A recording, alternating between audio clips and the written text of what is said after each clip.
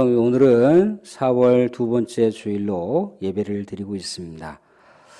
코로나가 여전히 계속 이렇게 확산세가 멈춰지질 않는 것 같습니다. 아무튼 각별히 각자의 삶의 현장에서 유의하시고 또 너무나 이렇게 만성이 되셔서 코로나쯤이야 하고 너무 이렇게 쉽게 간과하지 않으셨으면 좋겠습니다. 아무튼 각별히 유의하시고 또 이렇게 우리가 교회 예배당에서 한꺼번에 같이 이렇게 우리가 예배를 드릴 수 있으면 좋지만 또 공간적인 또 이런 협소한 상황도 있고 해서 10시, 11시 10분에 이렇게 예배를 드리고 있음을 양해해 주시고 또 형편이 어려우셔서 교회 예배당에 못 오시고 유튜브 영상 예배로 온라인 예배를 드리시는 분들이 있을 줄로 알고 있습니다. 어떤 형식으로든지 예배 드리러 오신 여러분 모두를 주님의 이름으로 사랑하고 환영합니다. 옆에 계신 분들에게 사랑하고 축복합니다. 건강하세요 라고 인사 한번 나누겠습니다. 사랑하고 축복합니다. 건강하세요.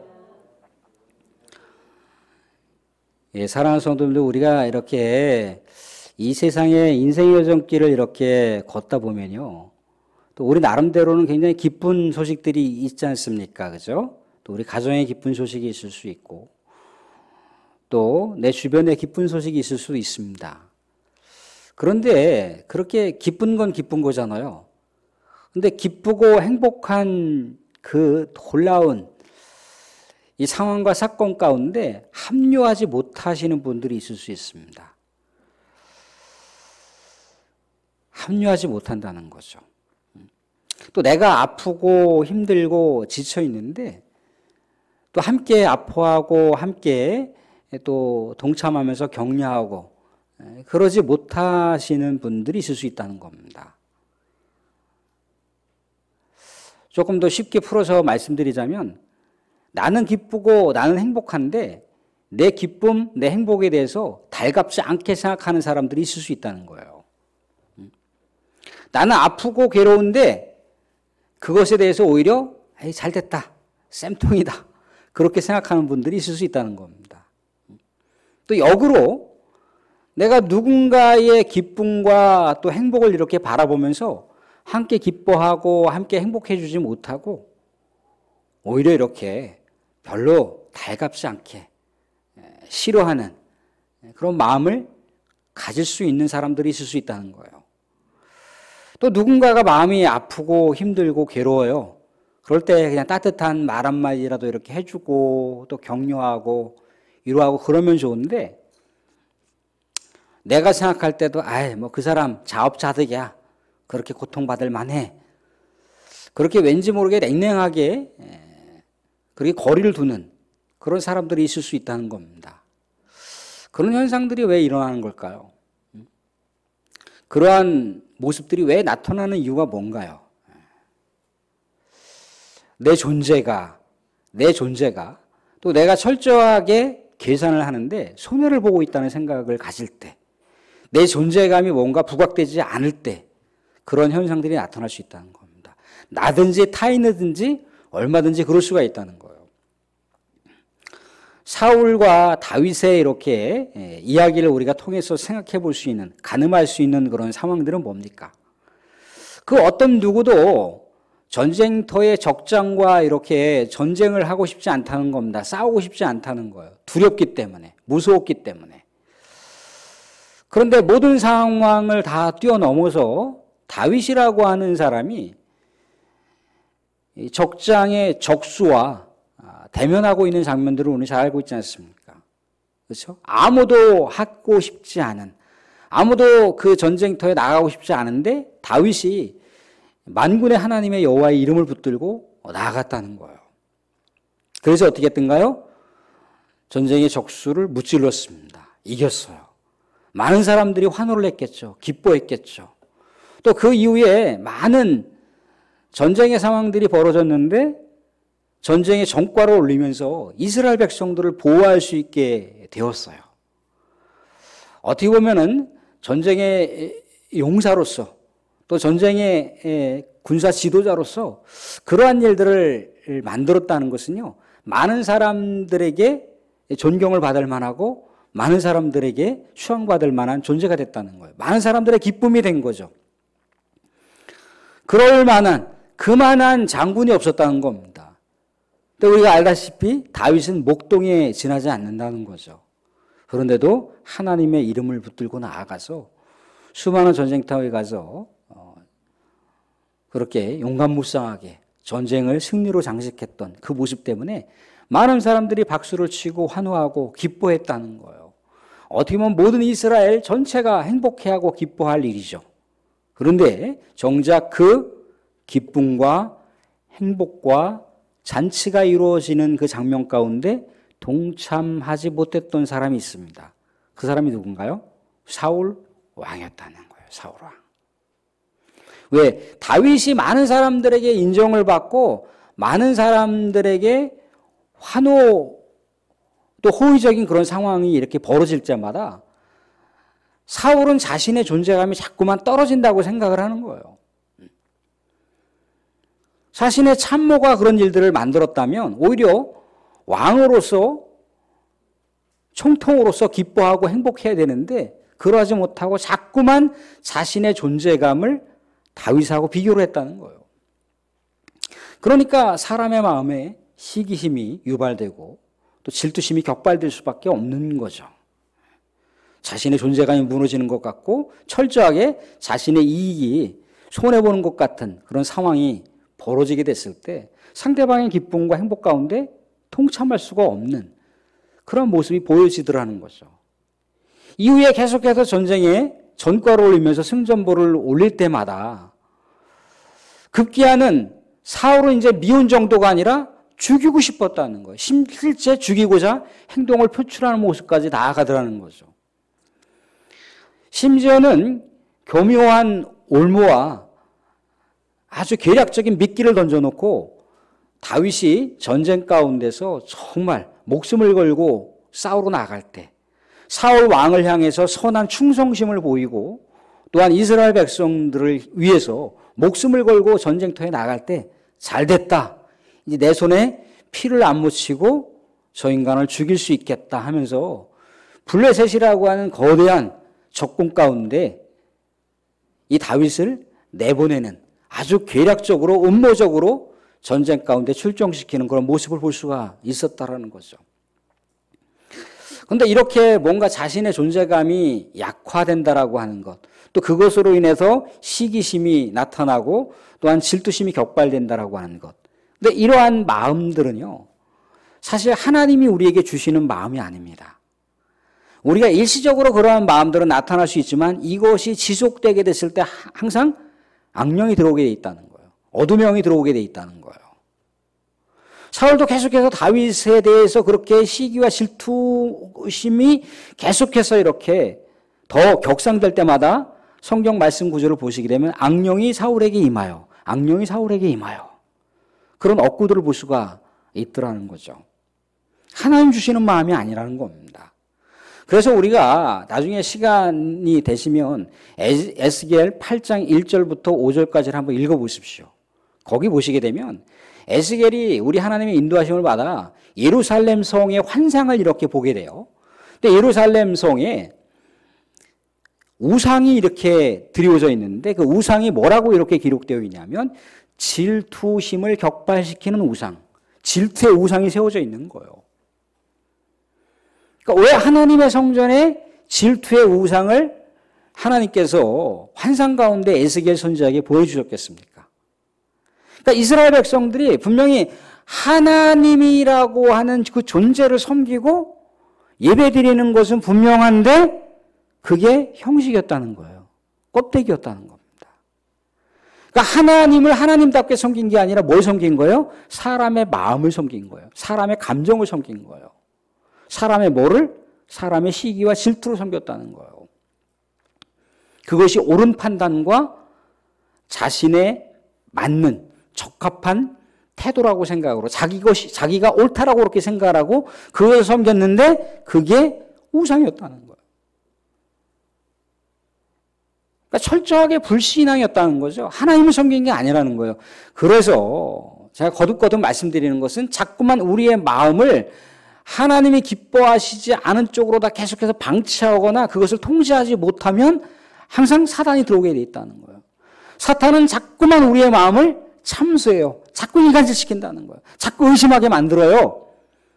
그래서 항상 어떤 기쁜 일들이 있을 때, 행복한 일들이 누구에게인가 나타나게 됐을 때 함께 기뻐하지 못하고 함께 행복하지 못한다는 거예요. 자꾸만 마음속에 이렇게 찔러요. 찔러서 어떻게? 에이, 뭔가가 있을 거야. 저거 기뻐하는 것 뭔가 좀 이렇게 해서 하는 거야. 자꾸만 그런 쪽으로다가만 생각을 하는 거예요.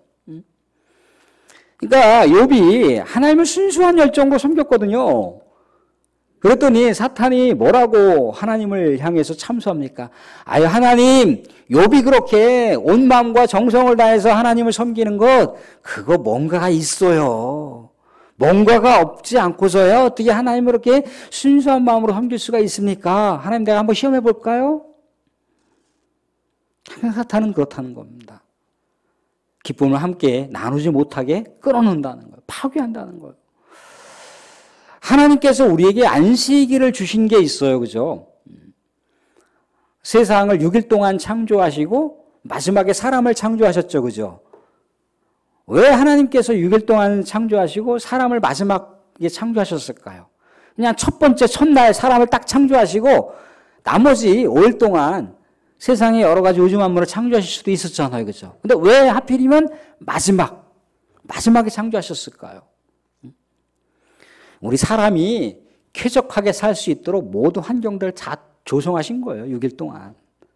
다 꾸며놓으신 거예요. 다 살림방을 다 창조하시고 6일째 우리를 이렇게 창조하셔서 모든 생활들을 안락하게 누릴 수 있도록. 그게 에덴 동산이잖아요. 에덴 동산. 우리가 에덴 동산 죄를 졌기 때문에 그 에덴 동산에서 그 낙원에서 실추가 됐잖아요. 낙원에 쫓겨났잖아요. 이게 신락원이잖아요. 우리는 신락원의 삶을 살고 있는 거예요. 안식은 계속해서 사람이 기뻐하고 행복할 수 있는 것들을 연장하기 위해서 안식일을 주신 거예요. 하나님이 첫째 날 창조하시고 둘째 날 창조하시고 셋째 날 창조하시고, 야, 아름답다. 아, 보기 좋다. 아, 정말 즐겁다. 토브라고 하는 단어가 그렇게 우리의 전인격적인 성정과 같이 광범위하게 사용되고 있는 거예요. 아름답다, 선하다, 행복하다, 축복 있다, 기쁨이다. 기쁨이 이런 거예요. 기쁨, 환희의 세계가 펼쳐지는 거예요. 하나님의 창조는 그렇다는 겁니다. 그런데 우리가 죄를 짐으로 인해서 그 기쁨이 다 일그러진 거예요. 기쁨이 다 파괴해버렸습니다. 그래서 우리가 신락원에 살면서 우리가 슬픔이 있는 거고 아픔이 있는 거고 괴로움이 있는 거예요. 하나님께서는 안식일을 그렇게 회복과 치유와 기쁨을 다시 주시기 위해서 안식일을 우리에게 주셨어요. 그런데 그 안식일법을 자꾸만 이상하게 사용하는 거죠. 하나님이 사람을 위해서 안식일 주셨는데 그 안식일을 자꾸만 오염해서 사용하고 있는 사람들이 있었다는 거죠. 그래서 그 안식일을 제대로 회복시키기 위해서 예수님이 이 땅 가운데 오셨다는 거예요. 안식일에 안식일을 느껴야 되는데 안식일에 고통을 느끼더라는 거죠. 근데 자 보세요. 예수님이 오셔서 아픈 많은 병자들을 치유해 주셨습니다. 많은 이적과 기적의 사건들을 일으키셔서 결국 우리를 온전하게 자유하기 위해서, 우리를 온전하게 회복시켜서 기쁨을 주시려고, 감격을 주시려고, 환희를 주시려고 안식일에 그런 일들을 벌이셨다는 거예요. 가정 가운데 누가 아픈 분 한 분만 있어봐요. 가정이 막 너토로 숨쉬면서 마음껏 웃을 수 있습니까? 아니요. 절대 그렇지 못합니다. 가정에 누구 자녀가 아파도 온 식구가 아파요. 온 식구가 진통, 온 식구가 고통이에요. 우리 주님께서 그걸 아시고 병자들을 치료해 주시는 거예요. 안식일에 병자들을 일으키시고, 안식일에 시각장애인들을 치료해 주시고, 안식일에 신체 장애자들을 치료해 주시고, 정서장애자, 영적 장애자들을 치료해 주시는 거예요. 그러니까 이 때문에 모든 가족이 기뻐할 수 있고 행복할 수 있는 사건들이 벌어지고 있는 거잖아요. 그죠? 그런데 이 사건들에 동참하지 못하는 사람들이 있었다는 거예요. 어떤 사람들? 종교 지도자들. 왜? 그들은 안식일 법이라고 하는 걸 통해서 자신의 존재감을 자꾸 부여해야 되거든요. 자신의 이권들을 자꾸 창출해야 되거든요. 그런데 예수님께서 그런 거 다 필요 없고 나는 영혼이 온전하게 회복되는 것이 더 중요해. 영혼 사랑이 중요해. 영혼이 온전하게 자유하고 영혼이 온전하게 회복되어서 기쁨을 회복해가는 것이 난 더 중요해. 그래서 그 일들을 막 벌일 때마다 종교 지도자들은 자신의 존재감이 자꾸만 격화되는 것 때문에 예수를 미워하는 거예요. 그 기쁨 가운데 동참하지 못하는 거예요. 그러면서 떡하니 안식일날 그런 일들을 벌일 때마다 모든 사람들은 기뻐하고 있는데, 모든 사람들은 행복하고 있는데, 이 종교 지도자는 이거 아니잖아, 법을 어겼어! 그렇게 마치 모든 사람들이 기뻐하고 행복해 할 때 냉랭한 그냥 찬물을 쫙 견져버리듯이 그렇게 법이라고 하는 규정을 들고 법이라고 하는 제재를 들고 등장을 했더라는 거죠. 사랑하는 성도들, 오늘은 예수의 회복에 대한 기쁨이냐 아니면 종교 지도자들의 법 규제, 법 제재냐 이것이 문제로다 라고 하는 말씀으로 함께 내용을 나누고자 합니다. 예수님께서 시각장애를 앓고 있었던, 태어나면서부터 시각장애를 앓고 있었던 한 청년의 그 시각장애를 치유해 주셨습니다. 진흙을 이렇게 비비셔서 눈가를 이렇게 바르시고 청년아 실로암 목가에 가서 너의 얼굴과 너의 눈을 깨끗하게 씻어라 그렇게 명령을 하셨습니다. 이 청년이 누군가에 또 이끌려서 누군가의 인도함을 받아서 실로암 목가에 가서 자기의 눈가에 진흙이 발려져 있고 얼굴이 발려져 있는 것을 깨끗하게 닦았습니다. 그랬더니 어째요? 저기 앞에 뿌옇게 보였던 아무것도 보이지 않았는데 사물이 보이기 시작하는 거예요. 사람이 보이기 시작을 하는 거예요. 자신의 실로암 목가에 인도해줬던 그 감사한 사람들이 눈에 보이더라는 거죠. 얼마나 감격했겠습니까? 아, 드디어 내가 눈을 보게 됐구나. 눈을 뜨게 됐구나. 자신의 육안으로 엄마의 얼굴을 볼 수 있었고요. 자기네 육안으로 아빠의 얼굴을 볼 수 있었습니다. 얼마나 감격이겠습니까? 그 아버지에게도 감격이었고 엄마에게도 감격이었지 않았겠어요? 마치 모든 그 시력 자체가 파괴되었던 그 아들이 다시 시력이 회복되어서 정상적인 일상적인 삶을 살아갈 수 있다라고 하는 것이 얼마나 환희고 얼마나 감격이겠어요. 또 주변에 있는 사람들도 그랬겠죠. 아유 여보게 얼마나 기쁜 일인가. 그래 그 우리 누구가 아무개가 눈을 떴다니 이 얼마나 기적이고 얼마나 기쁨이고 얼마나 행복인가. 자네가 얼마나 수십 년 동안 고생한 것 우리가 다 알고 있는데 그 아들 때문에 고통받은 거 우리가 다 알고 있는데 얼마나 이 기쁨인가. 우리 기쁨을 함께 나누세. 그랬다는 거예요. 아이 누구 엄마 얼마나 좋아 얼마나 좋아. 얼마나 기뻐. 그러면서 함께 행복하는 거예요. 함께 즐거움을 나누는 거예요. 예수님께서 안식일법을 모르셨겠습니까? 안식일법에는 이게 다 문제가 되는 거예요. 안식일에 진흙을 이기는 것도 안식일법의 위배가 되는 거고요. 안식일에 진흙을 이겨서 이 청년 시각장애인의 눈가에 바르는 것도 노동이라고 해서 안식일법의 위배가 되는 거예요. 이 청년이 눈가에 발려져 있는 이 진흙을 실로암 목가까지 이동하는 것도 안식일법의 위배가 되는 거예요. 실로암 목가에 가서 물로다가 얼굴을 씻수하는 것 이것도 문제가 되는 거예요. 이것도 안식일법의 위배가 되는 거예요.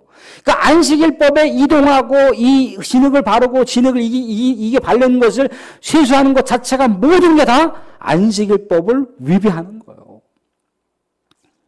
그런데 하나님이 사람을 위해서 안식일법을 주신 거잖아요. 안식일법이 사람을 위해서 있는 게 아니라 사람을 위해서 주신 거란 말이죠.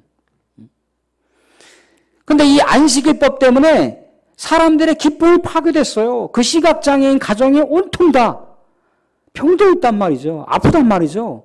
우리 예수님께서는 그것을 위해서 오시고 그 기쁨을 나누기 위해서 오신 거예요. 온 누리 가운데 기쁨을 주시기 위해서 오신 거잖아요.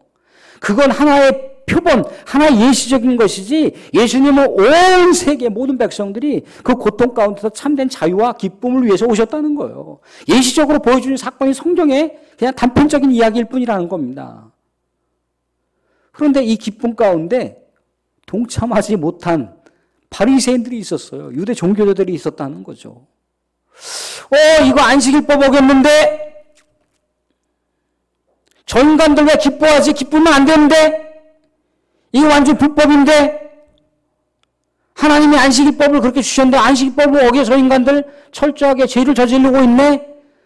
그렇게 그 안식일법의 렌즈로다가만 그걸 들여다보고 있는 거예요.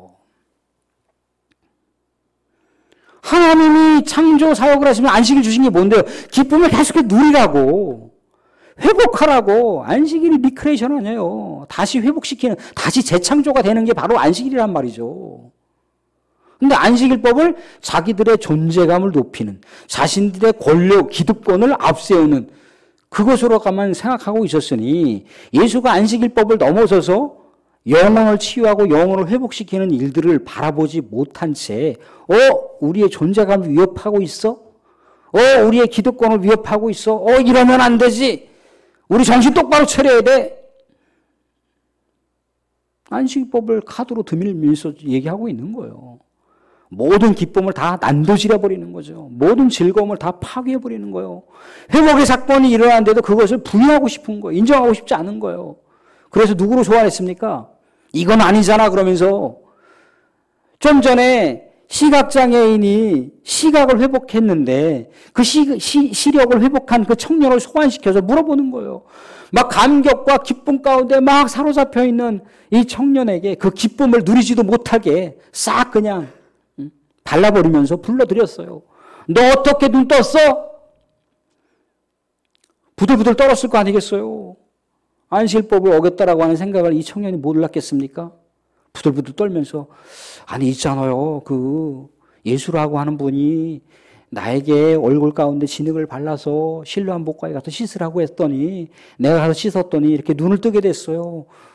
행복하다라고 하는 기쁘다라고 하는 그 감정의 기쁨도 표출하지 못한 채 벌벌벌 떨고 있었단 말이죠. 이거는 팩트입니다. 그분께서 나를 치료해 주셨어요. 나를 회복시켜 주셨어요. 이건 진실이에요. 그런데 수용을 하지 않는 거예요. 종교 지도자들은 받아들이질 않는 거예요. 바리새인들은 거부하고 있는 거예요. 그래? 그러면 네 부모를 내가 소환해야 되겠다. 부모를 소환했어요. 당신의 아들 맞습니까? 맞아요. 어느 때부터 이렇게 시력이 상실됐나요? 우리 아들이요. 태어날 때부터 시력이 상실됐어요. 너무너무 힘든 세월들을 많이 보냈죠. 어떻게 눈을 떴습니까? 아니 이렇게 저렇게 전후 상황은 우리 아들이 잘 알고 있으니까 아들에게 물어보세요. 왜 부모가 이렇게 벌벌 떨었겠습니까? 예수가 하나님께서 보내주신 자라고 하는 것을 시인하게 되는 즉시 공동체로부터 분리당하는 거예요. 공동체로부터 퇴출당하는 거예요. 사랑하는 성도 요즘에야 그 마을에서 퇴출당하고 그 공동체 그 교회에서 퇴출당하고 그 교회 떠난다고 다닐 교회가 없겠습니까? 살만한 고장이 없었겠습니까? 터전이 없겠습니까? 얼마든지 마음먹으면 떠날 수 있는 것이고 다른 교회 가면 되는 거예요. 그런데 그 시대는요 완전 공동체로부터 퇴출당한다라고 하는 건 벼랑 끝에 몰리는 거예요. 죽음을 방불케 하는 사건이라는 거죠. 그러니까 부모조차도 벌벌벌 떨고 있는 거예요. 우리 아들이 다 큰 청년이니까 물어봐요. 우리 아들한테. 왜? 출교가 무서워서. 출교가 무서워서. 예수님이 이 땅 가운데 기쁨을 주시게 오셨다는 거예요. 안식을 회복시켜 주시기 위해서 오셨다는 거예요. 그런데 종교 지도자들은 안식일을 점점 억압의 도구로 사용하는 거예요. 점점점 자기의 기득권을 높이는 것으로 자기의 존재감을 부각시키는 것으로만 안식일법을 사용하더라는 거죠.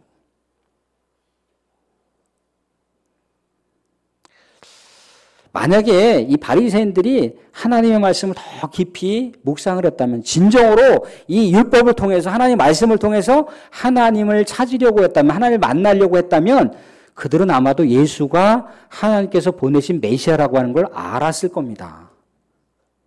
왜? 성경의 말씀에 이 땅 가운데 하나님께서 보내주신 메시아가 등장하게 되는데 메시아가 등장하게 되면 이러저러한 현상들이 나타나게 되는데 그 현상들은 뭡니까? 장애인들이 회복이 나타난다는 거예요. 병든 자가 치료를 받을 수 있다는 거죠. 시각장애인이 눈을 뜨고 다리를 불편하게 걷는 자가 정말 사슴처럼 뛰어다니게 될 것이고 정서적이며 정신적이며 영적으로 병들고 아픈 자들이 다 치유와 회복이 나타날 거라는 거예요. 그게 메시아가 이 땅 가운데 오면 나타난다라는 거죠. 그래서 온 가족이 기쁨이 있는 것이고 온 가족이 즐거움이 있다라고 하는 것, 온 누리에 기쁨이 회복될 것이라고 하는 것을 구약 성경에서 예시하고 있다는 거예요. 구약 성경에서 예언하고 있다는 거예요.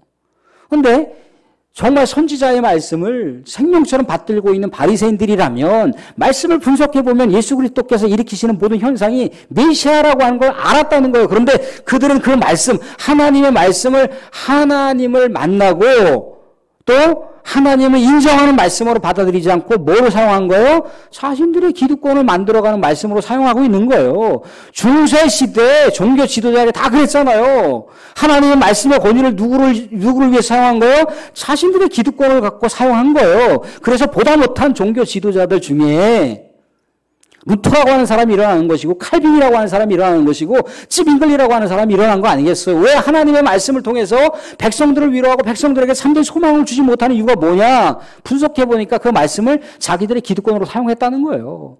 이게 종교 개혁이 일어난 거 아니겠습니까? 그래서 분리된 게 우리 개신교 아니에요. 예수님은 그걸 원하지 않았어요. 예수님은 그 법이라고 하는 것, 법 규정이라고 하는 법 제재라고 하는 것을 통해서 영혼이 파괴되고 영혼이 짓눌리고 영혼이 참된 자유를 누리지 못하는 것을 원하지 않았다는 거예요. 왜? 하나님께서 안식일법을 주신 것은 그게 아닌 거거든요. 안식일법은 사람들을 위해서 주신 거라니까요. 안식일법은 사람들의 기쁨과 회복이 일어나도록 주신 거예요. 그것을 회복시키기 위해서 예수님께서 오신 거예요. 사랑하는 성도들, 말씀을 맺겠습니다. 예수 안에서 참된 기쁨을 빼앗기지 마십시오. 예수 안에서 참된 회복을 계속해서 소망하십시오. 당장 우리가 눈앞에 현실적으로 안 나타난다고 해서 예수님이 우리가 이 땅 가운데 살아계시지 않다라고 우리가 단정하는 건 불신앙입니다. 예수님은 지금도 시퍼렇게 살아계셔요. 부활하신 예수님은 우리의 삶의 곁에서 시퍼렇게 눈동자를 부릅뜨시고 우리를 바라보고 계신다는 거예요. 사랑하는 성도, 우리 예수님께서 이 땅 가운데 예시적으로 보여주셨던 이 사건들은요, 그냥 파편 조각, 자그마한 파편 조각에 지나지 않습니다. 예수님을 믿고 살아가는 사람들에게는요, 무궁무진한 미래가 있고 무궁무진한 비전이 있다는 겁니다. 우리를 사랑하시고 우리들에게 영원한 기쁨을 주시기 위해서 오신 예수님을 여러분들의 삶 속에 날마다 초대하시고 너무나 또한 힘들고 지치고 일그러져 있는 삶의 모습이 있다면 예수님의 소망의 카드를 붙드셔서 예수님 앞으로 나가셔서 여러분들의 삶이 참된 회복과 참된 기쁨과 참된 회복이 참된 환희가 날마다 빼앗기지 않고 여러분들의 삶 속에서, 여러분들의 현장에서, 여러분들의 가정에서 나타날 수 있는 은혜가 날마다 이루어지기를 주님으로 축원드립니다. 축원드립니다.